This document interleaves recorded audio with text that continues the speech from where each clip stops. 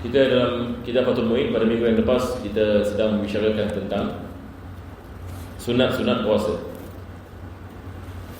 Dan juga kita membicarakan tentang fidyah ya. Akhir sekali kita membicarakan ini tentang ini fidyah. Bagaimana seseorang itu melakukan qada dan sama ada diwajibkan dia membayar fidyah ataupun tidak. Maka ia kembali kepada keadaan yang mana kalau dia melambatkan puasanya qada sehingga Ramadan yang masuk pada tahun depan, maka diwajibkan ke atasnya membayar fidyah. Ini qada dan fidyah. Kalau sekiranya dia membawanya kepada tahun yang kedua, maka digandakan fidyahnya. Ini yang akhir sekali yang kita membicarakan pada minggu yang lepas. Jadi insya-Allah hari ini kita akan teruskan. Bismillahirrahmanirrahim. Muka surat 74. Faedah. Barang siapa meninggal dunia dan masih mempunyai tanggungan solat, maka tidak diwajibkan qada dan fidyah. Nah, sekarang ini penulis dia setelah membicarakan tentang puasa, dia membicarakan sekarang tentang solat. Jadi kita mengatakan berkenaan dengan puasa, kalau sekiranya seorang meninggal dunia dan dia tidak sempat melakukan qada, dia ada qada puasa, maka walinya ataupun ahli waris boleh puasakan dia. Ahli waris ini boleh puasakan dia. Ini adalah pendapat yang mu'tamad dalam mazhab. Seperti mana kita mengatakan khilaf berkenaan dengan pendapat Imam Syafi'i, qaul qadim dengan qaul jadid. Dan juga diwajibkan ahli waris kalau tidak melakukan puasa baginya mengeluarkan fidyah. Mengeluarkan fidyah daripada harta peninggalannya. Jadi kalau sekiranya dia meninggalkan 1 bulan puasa misalnya, maka kita mengeluarkan daripada harta peninggalannya 1 bulan punya fidyah. 1 bulan punya fidyah. Kalau sekiranya 2 tahun ataupun 3 tahun pun sama. Yakni kita mengeluarkan fidyah bagi hari-hari yang dia meninggalkan puasa. Ini adalah berkenaan dengan puasa. Tetapi bagaimana kalau sekiranya seorang yang meninggal dunia dan dia meninggalkan salat? Adakah dibolehkan kita melakukan qada baginya? Ataupun kita membayar fidyah bagi tiap-tiap salat yang dia tidak melakukan? Maka pendapat yang mu'tamad dalam mazhab Imam Syafi'i, tidak dibolehkan qada dan tidak dibolehkan fidyah bagi salat. Ini adalah pendapat yang mu'tamad. Selepas ini beliau akan menukilkan beberapa pendapat para ulama yang mengatakan boleh melakukan sedemikian. Jadi dia kedepankan pendapat yang mu'tamad yang mengatakan tidak dibolehkan qada. Yakni ahli waris tidak boleh melakukan qada bagi salat si mati, dan juga ia tidak dapat dibayar fidyah bagi salat. Ayo. Menurut pendapat sebagaimana segolongan ulama mujtahidin bahawa solat tersebut diqadakan berdasarkan dalil hadis Bukhari dan lainnya. Oleh kerananya pendapat tersebut dipilih oleh segolongan ulama imam kita, dan bahkan As-Subki sendiri melakukan pengqadaan solat untuk sebahagian para kerabat beliau. Nah, sekarang ini beliau menukilkan pendapat yang pertama. Selepas ini pendapat mu'tamad yang mengatakan dibolehkan qada. Yakni maksudnya ahli waris boleh melakukan qada solat bagi si mati. Dan disebutkan bahawasanya Al-Imam As-Subki mengamalkannya. Al-Imam As-Subki adalah imam yang besar dalam mazhab Al-Imam Syafi'i. Maka beliau mengatakan dibolehkan melakukan sedemikian berdasarkan dengan hadis yang diriwayatkan oleh Al-Imam Bukhari berkenaan dengan perkara sedemikian. Jadi beliau merupakan salah seorang yang mengatakan dibolehkan melakukan qada, dan beliau mengamalkannya bagi ahli keluarganya yang telah meninggal dunia. Nah, Ibnu Burhan menukil dari qaul qadim Asy-Syafi'i bahawa bagi sang wali berkewajiban mengqadakan solat si mayat jika meninggalkan harta, sebagaimana juga mengqadakan puasanya. Berdasarkan satu pendapat yang dipedomani oleh banyak-banyak para ahzab Syafi'iyah, bahawa bagi sang wali diperbolehkan membayar 1 mud untuk fidyah 1 solat. Jadi perkara yang kedua, dia menukilkan daripada Ibn Burhan, dari seorang yang ulama dalam mazhab, yang mana beliau ini mengatakan bahawasanya kalau sekiranya si mati meninggalkan harta, maka pertama sekali dibolehkan ini bagi si mati meninggalkan harta. Yang ini dibolehkan bagi si wali melakukan qada. Seperti mana yang disebutkan oleh Al-Imam Subuki. Jadi hukumnya ini sama, ini seperti hukumnya sama seperti puasa. Dan ada pendapat ini di kalangan ashab Syafi'i yang mengatakan dibolehkan membayar fidyah. Jadi hukum sama seperti puasa yang maksudnya. Yani kalau dia boleh melakukan qada dan juga dia boleh melakukan fidyah. Apa maksud ini membayar fidyah? Yani bagi tiap-tiap solat yang dia ditinggalkan oleh si mati. Jadi kalau si mati misalnya dia meninggalkan 10 solat, misalnya 2 hari dia tidak melakukan solat, maka wali dia boleh melakukan qada ataupun membayar fidyah. Dan ini berdasarkan dengan pendapat ashab Syafi'i. Tetapi ini adalah pendapat yang lemah dalam mazhab ya. Ini adalah pendapat sebahagian dari ulama. Tetapi dia bukan pendapat mazhab, yakni dia bukan dari pendapat yang mu'tamad dalam mazhab, tetapi diamalkan oleh sebahagian dari ulama. Kalau sekiranya ada orang nak mengamalkannya, maka kita tidak mengingkarinya. Yakni satu orang ini mengatakan daripada tak ada orang melakukan qada bagi si mati, lebih baik kita mengambil ini qaul ini, maka kita mengeluarkan fidyah, kita memberikan kepada orang miskin ataupun makan kepada orang miskin. Ini perkara yang baik. Tidak ada masalah ini di dalamnya. Ada pendapat ini ulama yang mengatakan dibolehkan sedemikian. Ayo. Al-Muhibbuh Tabari berkata, semua ibadah baik wajib atau sunnah yang dikerjakan atas nama si mayat adalah bisa sampai kepadanya. Ini kita lihat dari ulama, ini Al-Muhibb At-Tabari, ini ulama yang besar. Yani beliau mengatakan kalau sekiranya kita mengamalkan sesuatu amalan dan kita berdoa kepada Allah agar Allah menyampaikan pahala amalan tersebut kepada si mati, ia sampai kepada si mati. Berbeza dengan apa yang kita lihat dari hari ini, orang mengatakan bid'ah dan tak sampai dan sebagainya. Tapi kita lihat dari ulama-ulama daripada 4 mazhab yang mengatakan amalan ini sampai kepada si mati, yakni pahala bagi amalan sampai kepada si mati.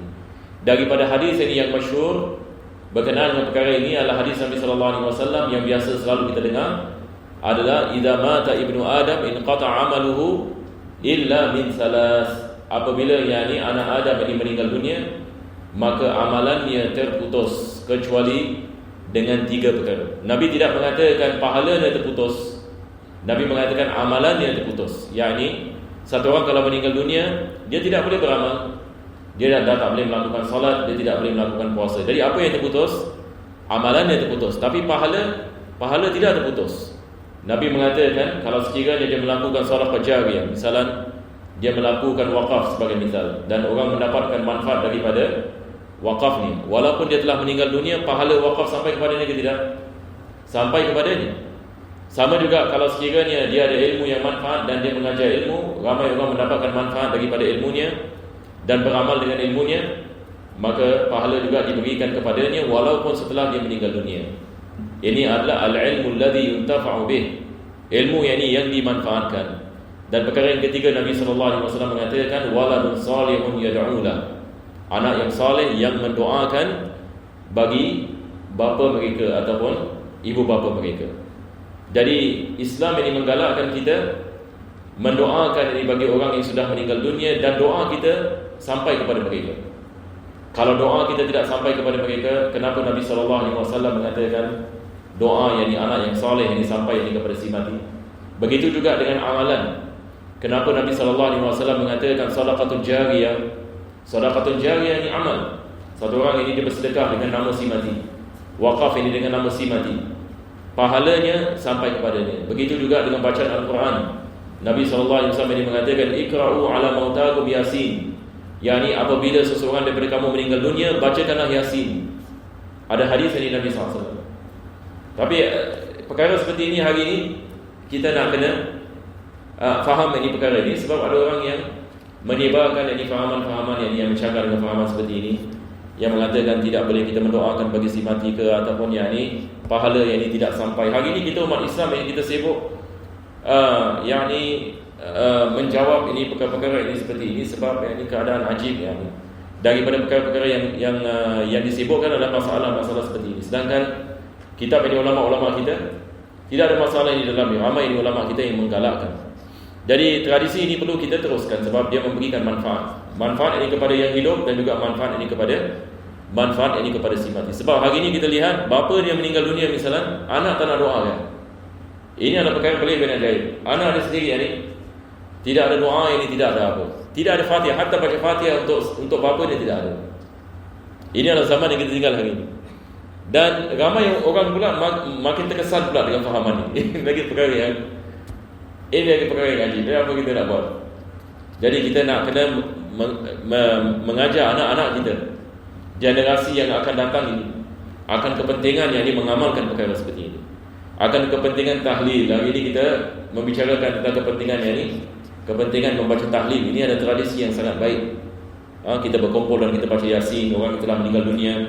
Kita membaca zikir dan kita membaca ayat dari Al-Quranul Karim, dan kita mendoakan Allahumma ja'al sawabaha ma qara'na min al-Quranul Karim wa ma halalna wa ma sabbahna wa ma sallaina ala nabiyyika Muhammadin sallallahu alaihi wasallam hadiyatan minna wasilah.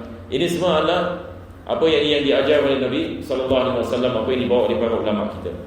Jadi kita lihat ini di sini penulis Fathul Muin menukilkan perkara ini.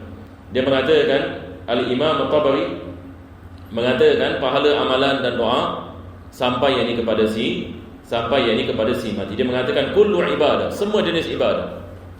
Hatta salat, ini satu orang yang ini dia melakukan salat dan dia berdoa kepada Allah agar memberikan pahala salatnya kepada si mati. Al-Imam Tabari mengatakan sampai ini pahala ini. Sebab ini dia mengatakan ini semua ini kullu ibadah. Semua yang ini ibadah sampai yang ini kepada si mati. Sama ada yang wajib ataupun nazar. Sampai yang ini kepada si mati. Nah, teruskan. Dalam syarah Al-Mukhtar, pengarang mengemukakan menurut mazhab As-Sunnah, Ahlus Sunnah, manusia dapat memperuntukkan pahala amal perbuatan dan solatnya sendiri buat orang lain dan akan sampai kepadanya. Nah, yang ini disebutkan di dalam syarah ini Al-Mukhtar. Al-Mukhtar ini kitab dalam mazhab Hanafi. Di penulis ini mengatakan madhabu ahli sunnah. Madhab ini ahli sunnah dalam ilmu akidah adalah madhab Asy'ari dengan Maturidi. Dan dalam ilmu fikih mereka berpegang kepada salah satu daripada empat madhab. Daripada empat madhab dan berpegang ini kepada tasawuf. Ini yang dimaksudkan dengan ahli sunnah. Jadi ahli sunnah ini wal jamaah. Dalam segi akidah mereka berakidah kepada Al-Imam ataupun akidah Asy'ariyah ataupun Maturidiyah. Dalam ilmu fikih ini mereka mengikuti salah satu daripada imam madhab yang empat. Dan dalam ilmu tasawuf, yakni mereka ini beramal yakni tasawuf dengan yakni mengikuti yakni para imam-imam yang mu'tabar. Ini yang dimaksudkan dengan Ahlus Sunnah. Maka beliau ini mengatakan pendapat dari Ahlus Sunnah bahawasanya pahala sampai kepada si mati. Apabila seseorang itu berdoa kepada Allah agar diberikan pahala tersebut kepada si mati. Boleh insya-Allah? Nah, teruskan. Kesunahan puasa bulan Ramadan. Sunnah bagi orang berpuasa Ramadan atau selain Ramadan untuk satu, makan sahur dan melakukan di akhir waktunya selama tidak terjadi keraguan terbitnya fajar. Sekarang kita akan bicarakan tentang sunat-sunat puasa. Yang pertama sekali adalah makan sahur. Ini berdasarkan dengan hadis Nabi sallallahu alaihi wasallam, tasahharu fa inna fis sahuri barakah. Makanlah yakni sahur, sesungguhnya di dalam sahur itu ada barakah. Jadi apabila kita melakukan puasa, pastikan kita bangun sahur. Dan sahur ini dia bermula daripada pertengahan malam. Dia bermula daripada pertengahan malam. Yakni kalau satu orang itu dia makan selepas pertengahan malam, ini dikirakan sebagai sahur. Tetapi sunatnya adalah kita melambatkannya. Tapi penulis mengatakan melambatkannya sehingga jangan sampai kita ada keraguan pula, takut-takut dah masuk pula waktu subuh. Lambat. Sekali bila tiba-tiba tengah makan, azan pun dah habis. Ini sebagai misal, batal pula yang puasa dia. Jadi itu sebab kita ada imsak. Dan imsak juga ada hadis Nabi SAW berkenaan dengan imsak. Hadis Anas bin Malik radhiyallahu an berkenaan ini dengan imsak Nabi sallallahu alaihi wasallam. Dikatakan Nabi berhenti makan berapa minit ini sebelum fajar. Maka dikatakan 50 ayat, bacaan 50 ayat. 50 ayat. Jadi Nabi sallallahu alaihi wasallam ini apabila makan sahur, selepas itu dia berhenti sebelum subuh, kadar 50 ayat. Jadi ulama kita mengatakan 50 ayat kalau satu orang itu baca tak terlalu cepat, tak terlalu lambat, agak-agak berapa minit? 10 minit. Itu sebab ini yang kita amalkan di Singapura daripada dulu hingga ke sekarang. Kita punya imsak semua 10 minit. Betul ke tidak? Jadi kita punya kalender pun kalau subuh misalnya pukul 5.45, imsak ini pada 5.35. Ini lebih afdal kita berhenti. Ikut sunnah 10 minit ini sebelum azan kita berhenti daripada makan dan berhenti daripada makan dan minum. Nah, jadi penulis ini mengatakan jangan kita lambatkan sangat sehingga datang keraguan. Tapi kalau kita syak dah masuk subuh ke belum masuk subuh, macam mana? Kita dah lambatkan ni, lepas itu kita syak pula. Ada kemungkinan tadi kita makan ni dah termasuk pula waktu subuh. Sah ke tidak puasa? Ini kita balik kepada kaedah dulu. Kita mempelajari ini kaedah apa? Ini kaedah al-istishab, yang mana kita mengatakan balik kepada asal. Asalnya belum masuk subuh. Betul ke tidak? Asalnya belum masuk subuh. Jadi kalau kita syak sama ada dah masuk subuh ke belum masuk subuh, jawapannya adalah dah masuk ke belum? Belum masuk. Sebab asalnya baqa'ul lail. Asalnya masih ada malam. Nampak tak? Tetapi berbeza dengan buka. Buka kalau kita syak sama ada dah masuk waktu maghrib ke belum masuk waktu maghrib. Dan kalau kita makan, khalas, batal kayak ni puasa kita. Walaupun dah masuk waktu maghrib, batal puasa kita. Apa sebabnya? Sebab asalnya belum masuk waktu maghrib. Boleh insyaAllah. Jadi beza di antara sahur dengan berbuka. Sahur kalau kita syak, insyaAllah selamat. Tapi kalau buka kita syak, batal puasa kita. Boleh insyaAllah. Sebab balik kepada kaedah al-istishab. Ini yang penulis ini mengatakan. Dia mengatakan apa? Selama tidak terjadi keraguan terbitnya fajar. Selama ini tidak terjadi keraguan terbitnya fajar. Kalau dia syak, kita mengatakan puasanya tidak batal. Baik. Tetapi kalau dia yakin pula bagaimana? Dia tengah makan. Sekali yang ni orang mengatakan waktu subuh yang sebenarnya dah masuk. Lepas itu dia tengok time dan dia lihat betul-betul dari waktu subuh ini dah masuk. Maka ini kita mengatakan batal puasa dia. Kalau dia yakin yang dia telah makan setelah masuknya waktu subuh. Tapi kalau dia syak, dia balik kepada kaedah tadi. Asalnya belum lagi masuk waktu subuh. Boleh faham insyaAllah? Teruskan. Dan sunnah dengan memakan buah kurma berdasarkan hadis Nabi tentang hal itu. Nah, kurma terbagi kepada dua bahagian. Kita ada kurma rutab, yang kedua adalah tamar. Kitab Fathul Mu'in tidak membezakan ini. Tapi dalam kitab Muqaddimah Hadramiyah, penulis yang ini dia sebut rutab dulu. Yang ini di sunnah apabila kita berbuka dengan rutab. Kalau tak dapat rutab, baru tamar. Apa beza ini rutab dengan tamar? Rutab ini adalah kurma basah, manakala tamar adalah kurma kering. Jadi mana lebih afdal? Lebih afdal kita berbuka dengan kurma basah. Sebab Nabi SAW berbuka dengan kurma yang basah. Tapi masalahnya kita di Singapura ini susah sikit nak dapat. Saya pun tak tahu kenapa, mungkin jauh sangat ya. Kurma kalau yang basah tak tahu datang sini terus mungkin rosak. Jadi kebanyakan kurma yang sampai kepada kita semua tamar. Hampir semua yang kurma yang sampai kepada kita adalah tamar. Tapi kalau kita di negeri Arab, masya-Allah, dekat mana-mana ada rutab. Dekat mana-mana yang ni ada rutab, sebab mereka terus ambil daripada pokok kan. Jadi masya-Allah yang ni di sana ini senang sikit. Tapi di sini mungkin kita susah sikit nak dapat ini rutab. Ayo.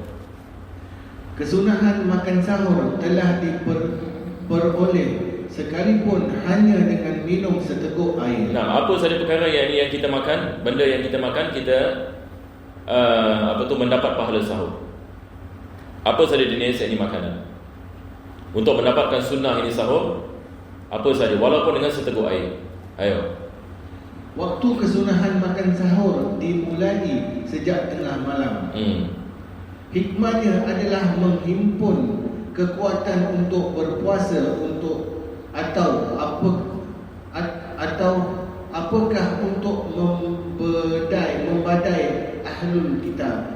Nah, yang ni dia letak ini apa tu, question mark kat sini. Saya pun tak tahu kenapa yang dia ada question mark. Tapi ala kulli hal, penulis ini beliau mengatakan hikmah yang daripada melambatkan sahur, hikmah daripada kesunahan memakan sahur, pertama sekali adalah mendapatkan kekuatan puasa. Mendapatkan kekuatan puasa. Ini berdasarkan dengan hadis Nabi SAW, yakni memakan sahur ini dia memberikan kekuatan untuk puasa. Dan tidur qailulah memberikan kekuatan bangun malam. Jadi hukum sahur ini sama seperti hukum qailulah. Qailulah yakni tidur pada waktu siang. Untuk ini bangun pada waktu malam. Perkara yang kedua, hikmah daripada berpuasa adalah untuk berbeza dengan ahlul kitab. Sebab ahlul kitab juga berpuasa, cuma beza mereka punya puasa dengan kita, mereka tidak makan sahur. Jadi orang Yahudi sebagai misal, mereka juga puasa. Mereka juga ada mereka punya puasa, tak salah mereka ada apa, sabab dia ke seperti itu. Jadi mereka juga puasa, tapi puasa mereka tidak memakan sahur. Dan ada sebahagian daripada amalan yang mereka melakukan, dia adalah amalan yang agak berat. Mereka tidak boleh naik lift, tidak boleh naik kereta. Kalau hari tu saya tak tahu hari Sabah ke apa. Kalau antum lihat dokumentari, ajib betul. Dia tidak boleh naik lift, apa saja benda elektronik dia tak boleh pakai pada hari itu. Dia tidak boleh makan dan minum, dia nak kena puasa. Lepas itu dia nak kena tidur dalam tent. Cuba bayangkan pada waktu malam. Dia tidak boleh tidur dalam rumah. Jadi apa dia buat? Dalam rumahnya, ada orang Yahudi, di luar rumahnya dia buat tent. Tapi kalau dekat luar orang lihat macam tent, macam orang mati punya tent. Tapi sebenarnya mereka camping kat sana. Satu family yang tidur di dalam tent. Jadi hatta kalau dalam rumah mereka nak kena ada itu tent. Nak kena pasang ini tent dalam rumah. Ini adalah daripada amalan mereka. Tapi ala kulli hal, hikmah daripada makan sahur adalah kita menyalahi mereka. Jadi di sini ada dua hikmah. Jadi kita cancel dia punya question mark. Ini bukan seolah penulis sebenarnya kita soalan ni. Ini bukan seolah penulis sedang menanya soalan. Jadi penulis ini beliau sedang mengatakan, yakni hikmahnya sama ada untuk menguatkan badan ataupun menyalahi ahlul kitab. Tamam? Teruskan. Nombor 2, memakai wewangian di waktu sahur. Jadi dia mengatakan ada dua wajah. Wajah yang pertama, yakni hikmah mengatakan menguatkan badan puasa. Yang kedua mengatakan menyalahi ahlul kitab. Nampak? Jadi ada pendapat dari ulama berkenaan dengan hikmahnya. Nah, teruskan. Nombor 2, memakai wewangi di waktu sahur. Memakai wangian di waktu sahur. Ini adalah perkara yang disunatkan. Tetapi sedang puasa makruh hukumnya. Tetapi sebelum puasa disunatkan kita memakainya. Sebelum puasa. Ini sama seperti ihram. Sebelum ihram disunatkan kita pakai wangi-wangian. Tapi dalam ihram diharamkan. Tapi dalam puasa pula makruh. Kenapa yang dipakai minyak wangi ini makruh bila kita sedang puasa? Sebab ulama kita mengatakan bila kita puasa ini, telinga kita juga puasa, maka diharamkan kita mendengar benda-benda yang haram. Mata kita juga puasa, diharamkan kita melihat benda-benda yang haram. Begitu juga dengan mulut kita juga puasa, diharamkan kita berbual dengan benda-benda yang haram. Tetapi bagaimana dengan hidung? Hidung kita membau, bau-bauan yang sedap. Maka bila kita melakukan puasa, maka puasanya adalah dengan kita menghindarkannya daripada membau wangi-wangian. Nampak tak? Ini adalah perkara yang disunatkan kita meninggalkannya apabila kita puasa. Tetapi sebelum sahur disunatkan kita memakainya. Sebab hukumnya berbeza. Ketiga, segera melakukan berbuka puasa bila telah yakin matahari terbenam. Bila telah yakin matahari terbenam, tak boleh syak. Kalau syak, ini batal puasa. Jadi kalau dia yakin matahari sudah terbenam, disunatkan dia mempercepatkan buka. Dia mempercepatkan buka. Ayo. Terbenam matahari bisa diketahui dari tempat ramai atau padang belantara yang terdapat pegunungan dengan telah lenyapnya sinar matahari dari atas pagar dan puncak gunung. Nah, sekarang ini bagaimana kita nak mengetahui matahari dah terbenam ke belum? Kalau sekiranya satu orang misalnya di lautan ya. Kalau satu orang di lautan, apabila dia sudah tidak melihat bulatan matahari, seolah-olah matahari dah tenggelam dalam air, ini kita mengatakan dah masuk waktu maghrib. Yang ini dah boleh berbuka. Walaupun sinaran matahari masih ada lagi, tetapi bulatannya sudah tidak ada. Tapi ini kalau orang yang ada di tengah laut. Bagaimana kalau dalam kawasan gunung? Sekarang penulis saya mengatakan, satu orang misalnya yang dia berada dalam kawasan gunungan. Jadi matahari sekarang dia turun ke dalam gunung kan. Jadi seolah-olah bila matahari bila nak terbenam, dia seolah dia turun kan. Jadi apabila matahari di belakang ini gunung, kita sudah tidak lihat ini matahari. Jadi biasanya orang yang tinggal di kawasan gunungan, mereka tahu berapa minit. Kalau sekiranya matahari itu dah masuk belakang gunung, berapa minit akan berlaku ini terbenam oleh matahari. Jadi mereka melakukan ukuran berdasarkan dengan kiraan itu. Jadi maksudnya kalau matahari dah sampai gunung ini, lagi 5 minit dia akan terbenam. Lagi 5 minit dia terbenam. Dan ini berdasarkan dengan experience. Dan juga orang yang tinggal di situ sudah tahu ini tentang perkara ini. Ataupun yakni kita menggunakan bangunan sebagai kita punya kayu ukuran. Kalau matahari itu dah masuk bangunan ini, lagi 10 minit. Kita boleh yakni menggunakan ukuran itu untuk memastikan yang waktu maghrib ini sudah yakni masuk. Jadi di sini penulis ini mengatakan yang penting adalah terbenam di matahari. Cuma kita di Singapura, kita tidak gunakan ini gunung ini wala bangunan. Kita hanya dengar radio saja. InsyaAllah. Keyakinan. InsyaAllah. Teruskan. Sunnah berbuka puasa dahulu sebelum solat maghrib. Jika tidak khawatir akan tertinggal jemaah solat atau takbiratul ihram sang imam. Nah, seterusnya penulis ini mengatakan disunatkan yakni kita berbuka sebelum solat. Disunatkan kita berbuka sebelum solat. Tidak disunatkan misalan kita solat dulu, jangan buka dulu, yakni solat dulu. Tidak disunatkan ini. Sebab apa? Dalam solat semua akan teringat makan. Cuma bayangkan kalau orang puasa, lepas itu makanan semua dah masak, sudah dihidangkan di atas meja, dan kita takbir Allahu Akbar. Masya Allah. Yani tak semua orang ini boleh mendapatkan khusyuk di dalam solat dalam keadaan itu ya. Orang akan fikir, okey, lepas solat nampaknya kita ringkaskan doa. Dah mula fikir kita ringkaskan solat sunat, nak kena makan bubur dulu, lepas bubur baru ada nasi mandi. Dah habis. Jadi itu sebab tidak disunatkan ya. Jadi kita nak kena berbuka dulu, baru yang kita melakukan solat. Nah, melainkan dia mengatakan di sini minta jili fawatul jamaah. Kalau dia takut kalau dia berbuka dia akan terlepas daripada salat jamaah, maka lebih afdal dia melakukan salat jamaah. Sebab mana lebih afdal? Mempercepatkan buka ataupun mendapatkan takbiratul ihram dalam salat jamaah? Mana lebih besar pahala? Mana lebih besar pahala? Kita mempercepatkan buka puasa ataupun mendapatkan takbiratul ihram dengan salat jamaah? Salat jamaah ini lebih besar pahala.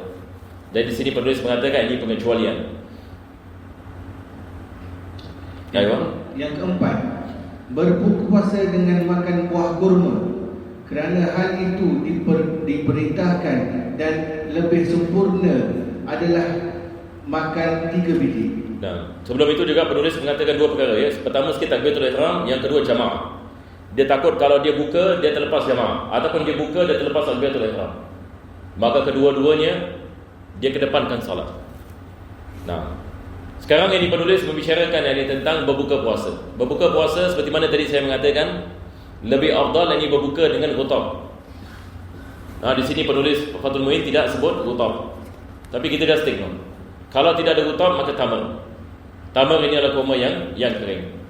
Sebab Nabi SAW apabila berbuka puasa dia berbuka dengan kurma. Jadi ini juga amalan kita di sini, tidak ada masalah. Kita di sini bila kita nak berbuka, maka kita akan berbuka dengan kurma dahulu, dan ini adalah sunnah. Dan disunatkan dengan witir, dengan 3 yakni kurma. Kalau tidak ada 3 kurma, yakni dibolehkan walaupun dengan 1 kurma. Nah, kalau tidak mendapatkan, barulah dengan beberapa teguk air, sekalipun air Zam-Zam. Kalau tidak ada kurma, maka disunatkan kita berbuka dengan air. Disunatkan yakni kita berbuka dengan air. Dan kalau kita ada air Zam-Zam, maka dikedepankan ini air Zam-Zam. Nah, ayo. Kemudian jika terjadi pertentangan antara segera berbuka puasa, memakai air minum dengan mengakhirkannya, tapi makan buah kurma. Boleh faham ya? Yang ini sekarang ini, kalau sekiranya satu orang mengatakan, kalau saya mempercepatkan buka, saya setakat minum air saja. Tapi kalau saya melambatkan buka saya akan dapat kurma. Yang ini misalnya buka jam 7 petang, 7 malam apa? Buka jam 7 malam. Kurma sampai 7.15. Kurma sampai, misalnya dia ada order kurma. Tapi pukul berapa kurma sampai? 7.15. 7.15 ini kurma dia sampai. Jadi mana lebih afdal? Dia tunggu 7.15 ataupun dia buka pukul 7 walaupun dengan air? Maka di sini penulis mengatakan, guru kami yakni Syekh Ibn Hajar mengatakan lebih afdal berbuka dengan air daripada menunggu kurma. Sebab yakni menunggu kurma maksudnya kita melambatkan buka. Jadi lebih afdal kita mempercepatkan buka daripada melambatkan buka walaupun dengan makan kurma. Boleh faham insya-Allah? Ayo. Maka menurut yang dianggap zahir oleh guru kita adalah dimenangkan yang pertama. Yang pertama maksudnya minum air. Nah, sebab ini kita dapat fadilah berbuka puasa dengan cepat. Ayo. Beliau berkata lagi, jelaslah air lebih afdal bila buah kurma kuat subhatnya dan air sedikit subhatnya. Nah, sekarang ini mana sekarang kalau misalnya ini buah kurma ada syubhat. Buah kurma ni ada syubhat. Ini apa maksud syubhat? Syubhat ini apabila berlaku percampuran di antara halal dengan haram. Apabila yang berlaku ini percampuran, kita tak tahu sepasti kurma ini halal ke tidak halal. Sebab ada kemungkinan ini kurma dicuri. Sebagai misal, ada orang ini mengatakan ini kurma yang smuggle punya kurma misalnya, ataupun yang ini orang curi kurma. Dikatakan ada kurma misalnya yang ini di Singapura, misalnya kurma ada 1 tan kurma yang ini dicuri tapi tidak diketahui di mana kurma tersebut. Dan kita dalam hati kita ada syak sama ada mungkin ini pula kurma yang ada syubhat. Sebab orang yang jual itu dia jual dengan murah sekali. Dia jual dengan murah sekali. Jadi ada kemungkinan ini kurma yang dicuri. Jadi dalam keadaan seperti ini, mana lebih afdal? Berbuka dengan kurma seperti ini yang ada syubhat ataupun air? Air. Yang ini maksudnya berbuka dengan sesuatu yang tidak ada syubhat lebih afdal dengan berbuka dengan sesuatu yang ada syubhat. Jadi itu sebab ini dalam puasa ni, bila kita nak buka puasa, pastikan kita makan makanan yang halal 100%, yang tidak ada syubhat di dalamnya. Sebab apa? Sebab ia boleh membatalkan puasa kalau kita berbuka dengan makanan yang haram. Dia boleh menyebabkan puasa kita semua yang ni dalam keadaan yang ni tidak mendapatkan apa-apa yang ni pahala. Jadi kita mengelakkan daripada perkara yang syubhat. Nah, dua guru kita berkata. Tapi di sini juga dia mengatakan kalau sekiranya air pun ada syubhat, kurma pun ada syubhat, tapi syubhat kurma lebih besar daripada syubhat air, lebih afdal air. Lebih afdal yang ni berbuka dengan sesuatu yang ada syubhat tapi kurang sikit daripada sesuatu yang syubhatnya lebih. Nah, teruskan. Dua guru kita berkata, tiada suatu hidangan berbuka puasa yang lebih afdal setelah buah kurma selain air. Maksudnya kalau kita tidak ada kurma, apakah makanan yang lebih afdal ataupun minuman yang lebih afdal untuk kita berbuka puasa? Maka mereka mengatakan tidak ada makanan atau minuman yang lebih afdal daripada kurma melainkan air. Melainkan air. Ayo. Maka ucapan Al-Rawiyani, makanan manis itu lebih afdal daripada air. adalah lemah. Nah, pendapat ini adalah pendapat yang lemah. Al-Imam Ruyani, Imam Ruyani ini imam besar ya. Yani beliau mengatakan selepas kurma adalah manis-manisan. Yani kalau satu orang itu tidak ada kurma, disunatkan baginya memakan manis-manisan. Yani manis-manisan yani seperti kurma. Tetapi ini adalah pendapat yang lemah. Penulis ini mengatakan ini adalah pendapat yang lemah. Yang lebih afdal adalah air kalau dia tidak ada kurma. Ayo. Sebagaimana ucapan Al-Zara'i, buah anggur itu saudaranya buah kurma. Nah, ini maksudnya kalau dia tidak ada kurma, lebih afdal dari dia makan zabib. Zabib ini adalah apa? Raisin ya. Kismis. Apa dia mengatakan di sini? Buah anggur. Bukan. Yalah, zabib daripada anggur lah maksudnya. Tapi bukan anggur ya. Zabib ni kismis, anggur yang kering. Jadi mungkin antum betulkan terjemahan. Betulkan terjemahan. Kismis. Dalam bahasa kita kismis kan? Kismis. Okey. Kismis. Imam Al-Azra'i menyebutkan seperti itu. Al-Imam Azra'i dia ada sebuah kitab namanya Qutul Qulub. Qutul Qulub Syarah Minhaj. Qutul Muhtaj. Qutul Qulub lah. Qutul Qulub lah. Qutul Muhtaj. Beliau ada kitab ini terkenal ini kitab. Syarah bagi Minhaj Imam Nawawi. Nah, menyebutkan seperti itu hanya kerana pada umumnya buah anggurlah yang mudah didapatkan di Madinah. Sebab di Madinah ini dua jenis ini mudah ini didapatkan. Itu sebab ini beliau berpendapat zabib. Kalau sekiranya seseorang itu tidak ada tamar, yang paling afdal adalah dia memakan zabib. Jadi sekali lagi zabib ini bukan anggur ya, zabib adalah kismis. Jadi perlu tukar lagi terjemahannya. Nah, teruskan. Sunnah sesudah berbuka puasa memanjatkan doa Allahumma, artinya ya Allah, untukmu lah aku berpuasa dan dengan rezekimu lah pula aku berbuka. Nah, ini saya rasa doa ini semua orang hafal ya. Allahumma laka sumtu wa ala rizqika aftartu. Ini minggu lepas pun saya dah membicarakan perkara ini. Jadi bilakah kita baca doa ini? Sebelum buka ataupun bila kita dah buka? Selepas buka ya. Yakni maksudnya bila kita dah makan, bila bisaran dari kita makan kurma, lepas kita dah telan dari kurma, baru kita baca doa ini. Tapi sebelum itu kita baca bismillah. Bismillahirrahmanirrahim, kita buka. Lepas kita dah buka, baru kita baca Allahumma laka sumtu wa ala rizqika aftartu. Sebab ini fi'il madhi. Atas rezekimu aku telah berbuka.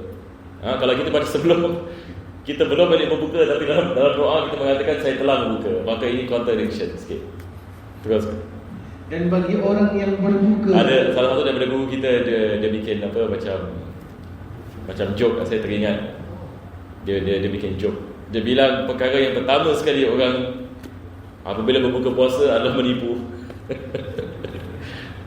Perkara yang pertama sekali apabila dia berbuka puasa, dia menipu.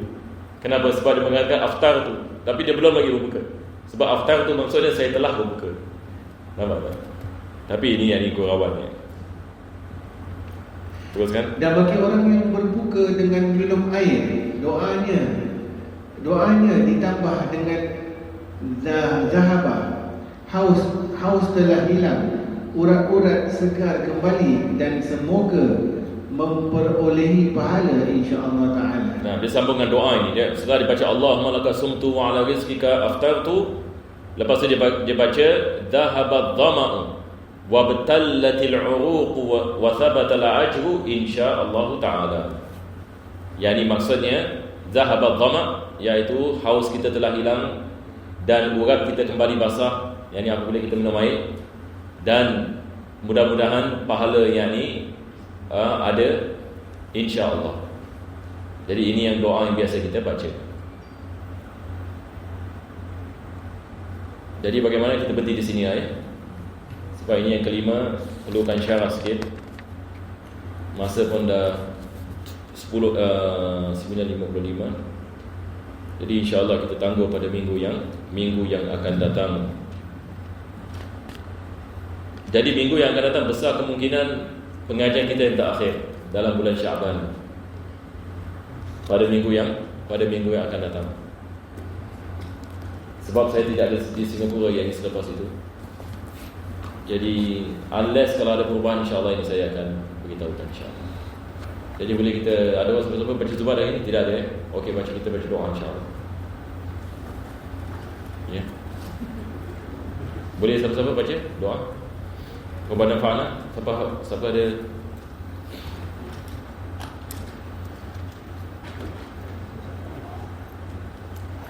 Okey, dah kita baca Fatihah. Fatihah binian Allah Subhanahu wa taala ibarak lana fi hadha dars. Wa taqabbal du'a wa salatu wa du'a ila ruhi walidina wa amwatina wa amwatil muslimin ajma'in. Anna Allah tarsham bi rahmatihi wa rahmatihi wa lana bi khairin wa afiyah. Wa yusmi sha'na kullahu dhahiran wa batinan wa ila hadrat Nabi sallallahu alaihi wasallam al-Fatihah.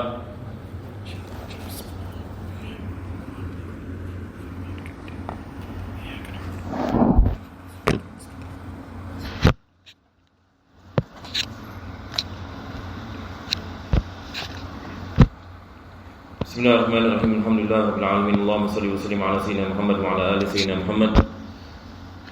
Rabbana zalamna anfusana wa illam taghfir lana wa tarhamna lanakunanna minal khasirin. Rabbana atina fid dunya hasanah wa fil akhirati hasanah wa qina adzaban nar.